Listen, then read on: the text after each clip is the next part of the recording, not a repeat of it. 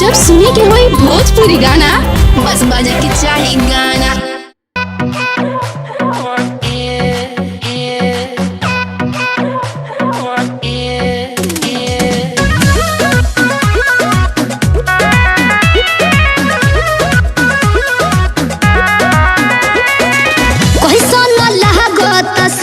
सितारा बालाजी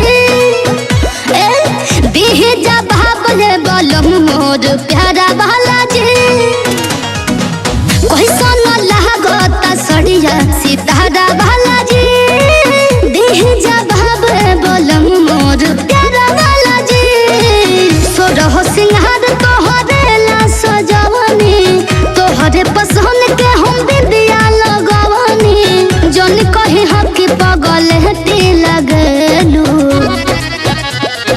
हमरो ससुर जी के हमरो ससुर जी के बेटी हो चकलेटी लगे। हमरो ससुर जी के बेटी हो चकलेटी लगे।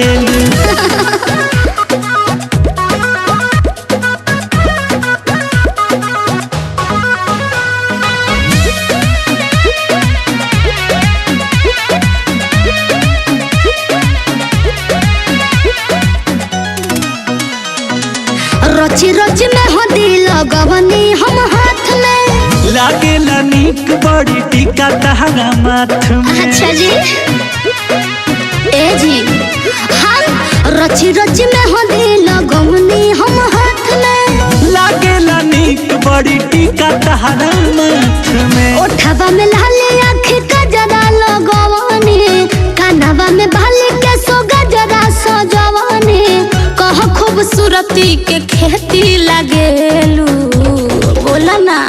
हमरो ससुर जी के अरे हमरो ससुर जी के बेटी हो चकलेटी लगे। हमरो ससुर जी के बेटी हो चकलेटी लगेलू।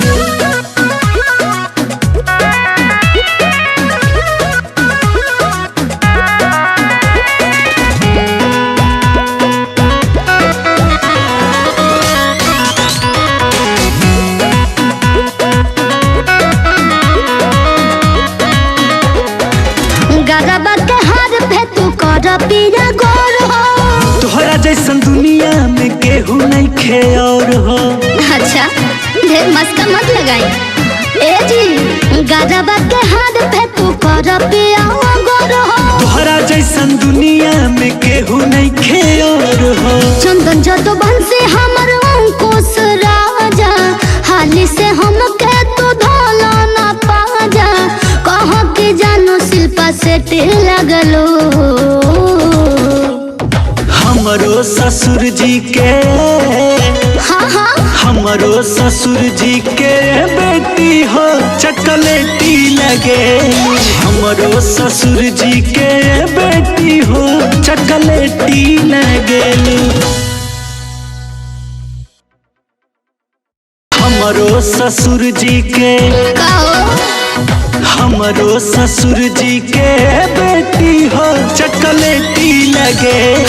हमरो ससुर जी के बेटी हो चकलेटी लगे।